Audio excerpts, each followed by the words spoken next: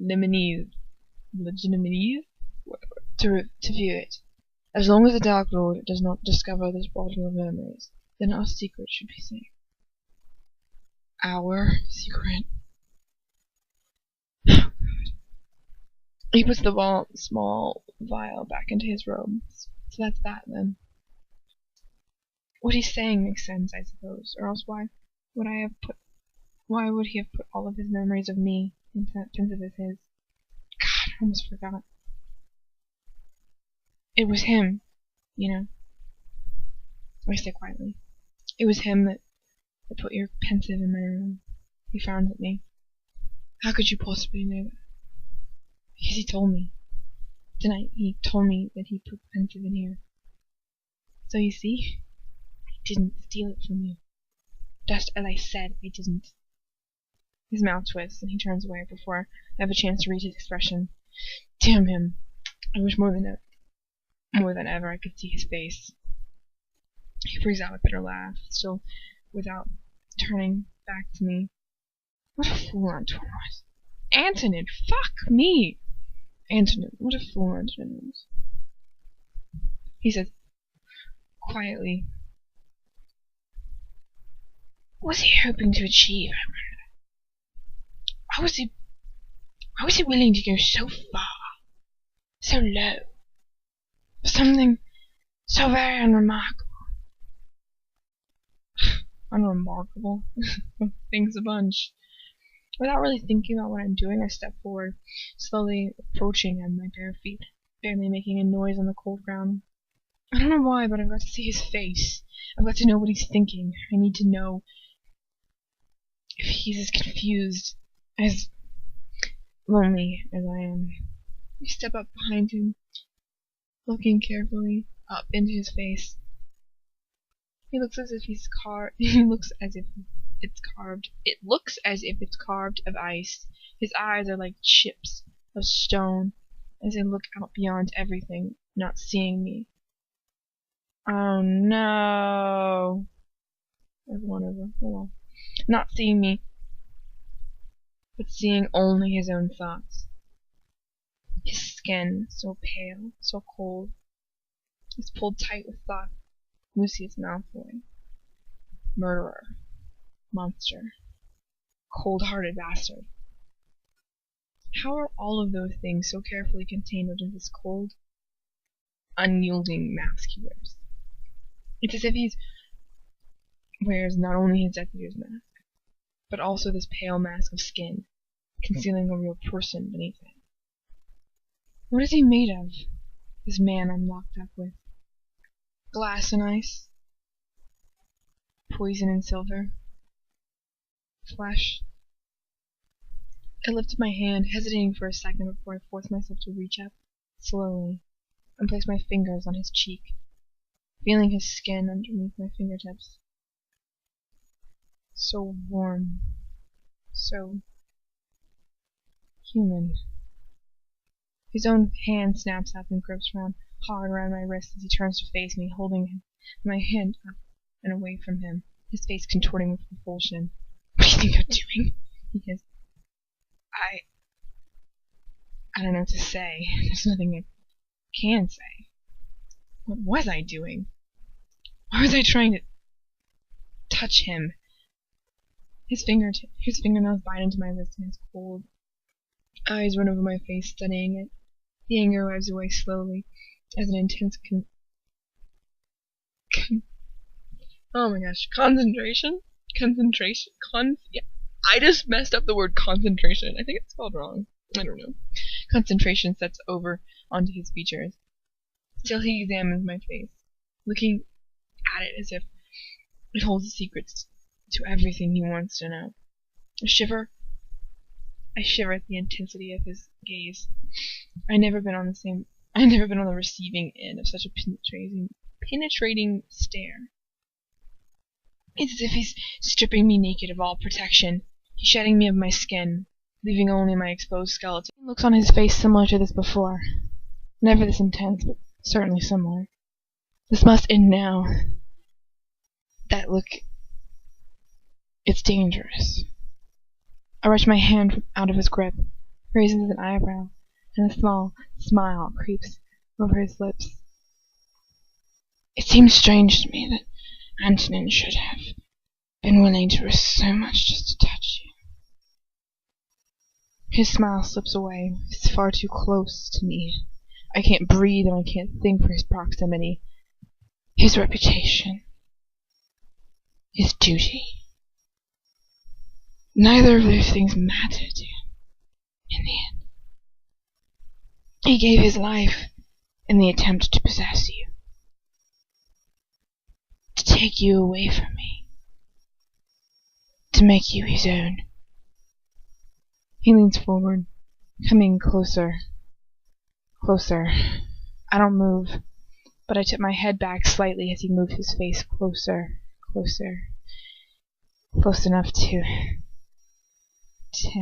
he leans forward, he sighs and turns away from me, taking steps forward to put distance between us once more. I breathe again, trying to keep it slow and regulated. I don't know, I just don't know. You're just a mudblat, after all, he mutters without turning back to face me. Just a plain, insignificant, insolent little mudblat. I steel myself, refusing to show him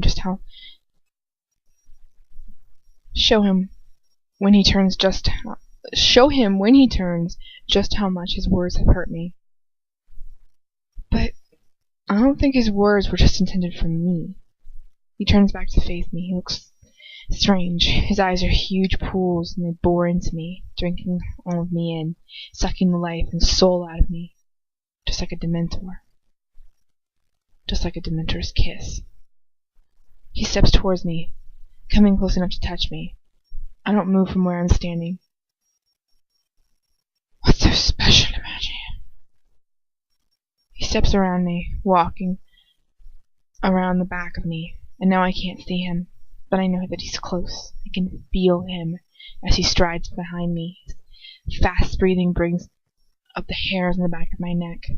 I know I should move away from him, just step forward and be out of his reach, but something keeps my feet rooted to the spot. I just can't move. All I know at this moment is his breathing on the back of my neck. He steps up closer to me and I can feel him. He's touching me now, with the whole of himself. Okay. Whatever the fuck that's supposed to mean.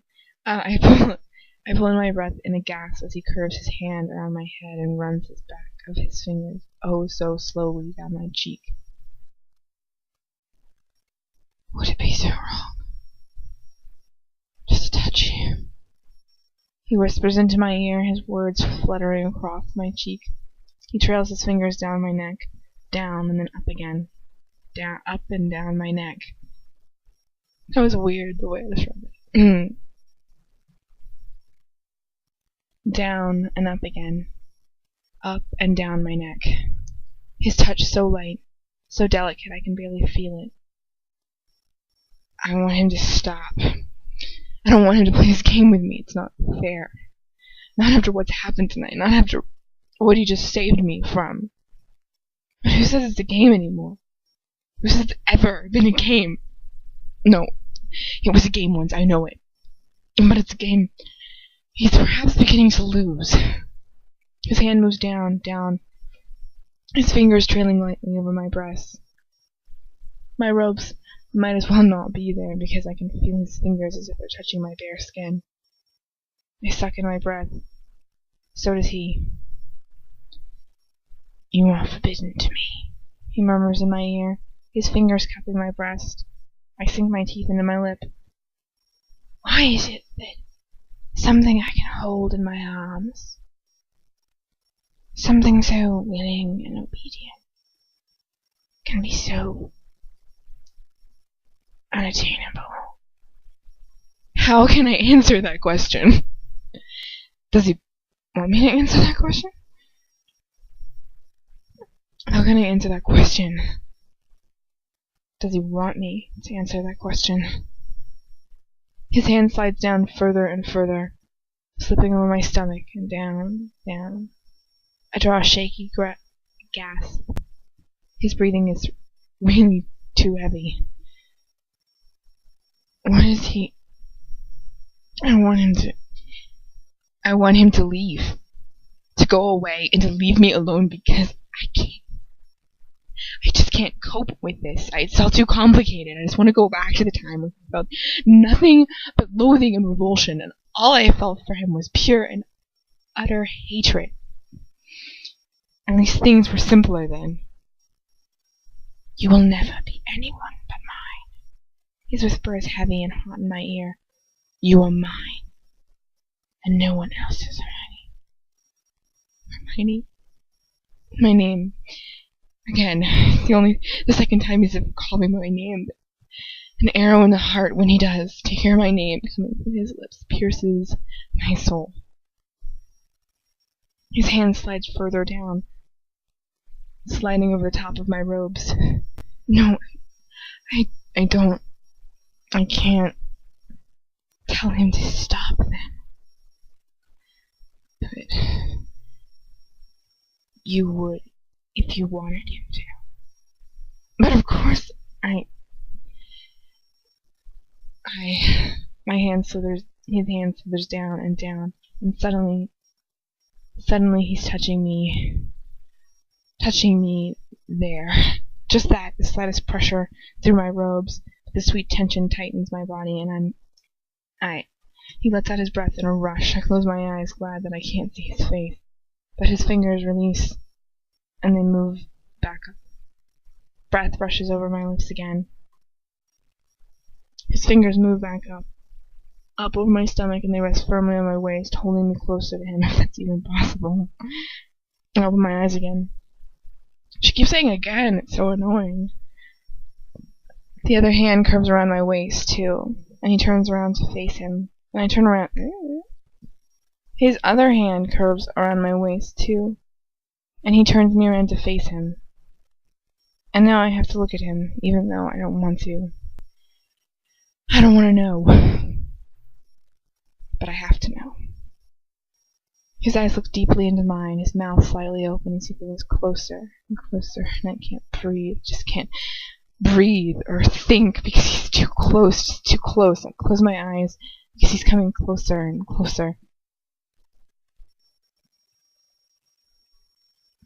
His lips brush with mine, just for the briefest of seconds, and something sharp and sweet skates through me, as if I've leapt off a cliff, and my stomach and my mind are spinning in that brief moment just before I fall. But he pulls away. I open my eyes to look up into his, and I can see that they're clouded over. Hazy. It cannot be, he murmurs before he pushes me away from him quickly. I trip over my own feet and fall to the floor, my hip and my arms banging painfully on the ground as they take the brunt of my fall. I look up to see him looking down at me, his face suddenly full of rage and distaste. It will not be, he mutters, his voice full of venomous resolve. Resolve. He turns, his cape flicking over me, and he walks towards the door, turning back to look at me one final moment, his expression unreadable before he opens the door, stepping out of the room and locking it behind him. That was ladylike. So yeah, I think that counts as a kiss. It's pretty awesome. I'm gonna read that one paragraph again. It says hip slip. It's his.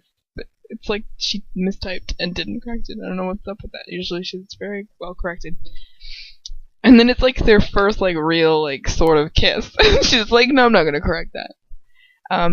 His lips brushed into mine just for the briefest of seconds. Something sharp and sweet skates through me, and as if I've leapt off a cliff, and my stomach and mind are splitting in that brief moment just before I fall.